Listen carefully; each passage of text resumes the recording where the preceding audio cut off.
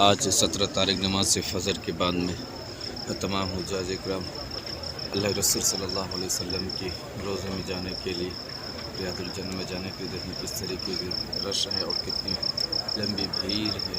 ये आप चारों तरफ से देखें, बहुत भीड़, ज़्यादा लंबी, कई किलोमीटर लंबी और भीड़